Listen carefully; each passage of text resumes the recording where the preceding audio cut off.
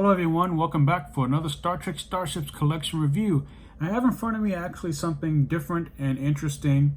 I have the USS Enterprise F, NCC-1701-F, of course, from Star Trek Online. And what I'm going to do this time is actually something a little bit different because there are actually two types of the same ship, exactly the same ship, but just different paint scheme. And in this case, the magazine, aside from the cover, is pretty much exactly the same. The magazines finally came in this week, even though I've had the models for, I don't know, a couple of months or so by now. So I have one paint scheme here, and this is the, I guess, the Star Trek Online version, and then I guess this is the standard Federation Lively color. So I'm going to do them both just for the sake of, well, since they're obviously just exactly the same and one is just a different color. So anyway, I'll jump right into it. Okay, so as I said, the magazines are exactly the same. But first I'll just show you the covers because that's where the significant difference is. So you can see you have the Federation Lively here and the Star Trek Online livery there and livery here. So anyway, so you can see the difference, a big difference in paint schemes going on there. But the image is pretty much the same, and the information down there on the corner is also the same. Odyssey class, 1,061.1 meters long and launched in 2409. This one says the same thing, and it was seen, of course, on Star Trek Online. You turn the page, and the magazine format is the same as all the others, including how to mount the stand with some more information here. Of course, it's operated by Starfleet, and the captain is Vaquel Sean. Being that I don't play Star Trek Online like I used to anymore, I'm not too familiar with character names and stuff like that other than already established characters. So you turn the page and you see a nice profile of the ship there. Of course, it's all digitally rendered. In this case, it looks like it was just more like a painting as opposed to a CGI rendered image. And you have some text about it there. And then it jumps right into it, designing the Enterprise F. So that's kind of cool. And more on that, as well as a lot of text and history about this thing, because I guess there was a lot of thought that went into this at the time of the creation for the game. And more concept art and more text. And more imagery and text there as well. And some more reviews of the ship, more concept art, etc. And more text, which is always cool. And finally, we get a section on Star Trek Online itself, A Tale of Two Timelines. So I guess this would be an interesting read. It kind of gives you an idea of, I guess, what happened in the Star Trek universe post Star Trek Nemesis. I guess technically post the destruction of Romulus, which is interesting because now that's going to actually be addressed on the new Picard series. So we'll see how that turns out. But up until that point, up until the show was announced, this is the only kind of thing that fans had to kind of have an idea of what was going on after that. So I guess this article mentions those things, and turn the page and there's more into that. And that pretty much concludes the magazine with an image of the ship back there on the back cover there. And this magazine is, as I said, exactly the same except for the actual exterior artwork itself, but inside the content is pretty much the same. So I'll just briefly run through it so you can see that it's exactly the same, right? And I do want to point out that this little card that fell out of the magazine is actually a voucher for Star Trek Online for those of you that actually play this game, right? You get a little code here, and you can, I guess, have the Enterprise F in whatever scheme or color scheme you want, etc. So that's kind of cool. So nice little bonus thing to have, I suppose. So yeah, so that pretty much wraps up the magazine for both, are the same. And now I'm going to jump into the ships themselves. All right, and here they are, the USS Enterprise NCC-1701-F. And I have to say, it's pretty nice. You can see the two models side by side here in the two different color schemes. You can kind of pick and choose which one you want, I guess. I opted for both. And in retrospect, I definitely like this version better than this one in terms of coloring. This just kind of pops out more. It looks more Starfleet-ish. Not that this doesn't, but this just pops out at you. I mean, it just, the brightness of the whiteness and the black colors and whatnot, and even the Federation blue that you see scattered around and red stripes and stuff, really pop out as opposed to this. Of course, it's all the same features are still there. The details are pretty much the same, but this one, in my opinion, really highlights those details. You got your registry, which is NCC-1701-F, slightly off crooked-wise, but that's not too big of a deal in this case.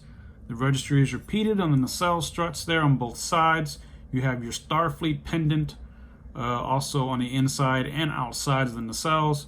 It's a bit of a bummer that the nacelle grills are actually painted blue versus the plastic, but you know, I guess we can't have everything, right?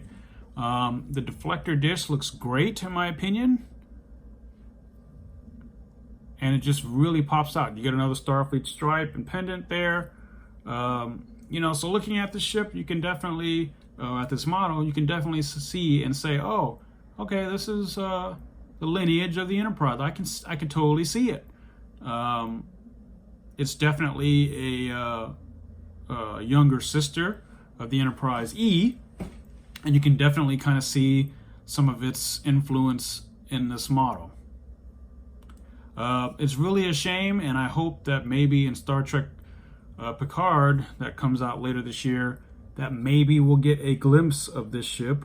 That is, if CBS and Star Trek Online and the powers that be can come to some kind of agreement to have the ship seen. I would love to see the Enterprise F make an appearance, and I'm sure most other fans would too. You know, so that's a whole other story. But yeah, if the models fit in your hand like that, and even though the paint schemes are different, they're exactly the same size. So it's really up to you in terms of preference of what you want. So pretty nice there, pretty cool. This is a nice little bonus thing that's only available on the web shop, on the Eaglemoss web shop. I don't know if they're in stock at the moment. Again, I had to order these separately. My original idea was to order this, then take it to Hawaii and review it while I was there. But the model came, but the magazine didn't, and I ultimately ended up having to take something else. And so yeah, that's that. So yeah, in my opinion, this one is definitely the one to go with, just because it really pops out, and I just think it looks darn cool. There's a lot of metal in the saucer section, and the plastic, of course, secondary hull, and the warp nacelles, etc., etc. So my nacelles aren't wonky or bent or anything like that. No window misalignments or anything like that. So that's kind of cool. So it's definitely nice. Very nice. The details are there. The paint looks great. And it's an all-around awesome ship. And in my opinion, the design itself is pretty darn cool and worthy of the Enterprise name. So now I'm going to look at the other one, because I've been kind of ignoring it here. So yeah, as you can see, it's exactly the same, just the color, the paint applications are a little bit differently. I will say that on this model, the Federation symbol kind of pops out more, versus on this one, they're there, but they're not as strong, as I should say, on here. The registry is the traditional popping out black here, and you get it on the underside as well. And the deflector dish is a little bit blue. Doesn't look quite as strong as this one does. So in terms of the detail on the deflector, I would go with this one. It's not bad here. It almost looks like Voyager here. Again, the Starfleet stripe is on both sides. You get it on the nacelle. Actually, you don't. You get it on the nacelle struts, but unlike this version where the stripe appears on the interior and exterior of the nacelles, it doesn't appear on them here. So that's something that's different. You get it on the shuttle bay here, or on one of the shuttle bays here, I'm going to assume. And then it's also here on this one as well. And underneath, you can get a good idea of the detail. Looks great. Again, like the other one, the nacelles are painted, the grills are painted, as opposed to having the clear plastic. Although I think this looks a little bit better nacelle-wise than this one. I would have liked for maybe the black to not be as dark on the nacelles on this one, but that's a minor thing for me. The one thing that did bug me when I first got this was that space that you can kind of see in between the primary and secondary hulls. It's not a fault of the model or anything. It's just the way it's designed. I guess I would have liked to have seen that gap kind of closed up. That's just my thing. It doesn't look any better on this one, and you can really see the separation points of the two models, or the two parts of the model that they actually glued together or put together. Again, I would have liked to have seen this just all filled in, maybe added a couple torpedo bays or something, and it would have made maybe a little bit more sense. Maybe that's how it is in the game, but I haven't seen it in the game, so I wouldn't be able to tell you. But yeah, very, very nice. I'm very happy with it. This nacelle was actually a little wonky when I got it, and in fact the nacelle was off, so I had to kind of crazy glue it back together. But other than that, it's pretty solid. I'm pretty happy with them both. If I had one to choose, just one, I would have gone with this one.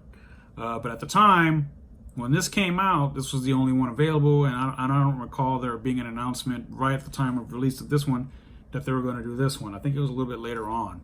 So, and then when this one came out, I said, oh, I kind of like that one better, so I'm going to get that one too. So yeah, but they're both just as good in my opinion, in terms of the physical quality of it. It's just that the paint really pops out on this white one here. And just to keep you close up, right? And then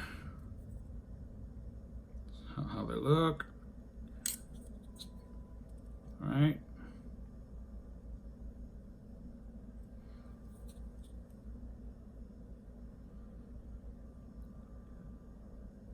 Truthfully though, I regret not playing a lot of Star Trek Online. I guess I was just busy with life there. And my PC gaming is not what it used to be, I guess. But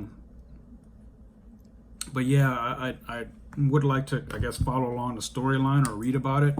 And I guess I'll read the article in the magazine, and that might give me an idea of what's going on. But yeah, so I'm going to shut up now and show you what it looks like on the stand. But like I said, if you had one to choose, definitely go with the light one, the wider one, the white one. But there's nothing wrong with the initial one that they released, and hopefully both are on the web shop and you can get them without any issues. It just took them a while to get the magazines in. So anyway, thank you so much for watching. If you have any questions, please feel free to drop them down in the comment section, or any criticisms or anything, and I'll be more than likely and of course very happy to respond to you. So yeah, until next time guys, live long and prosper, and be safe.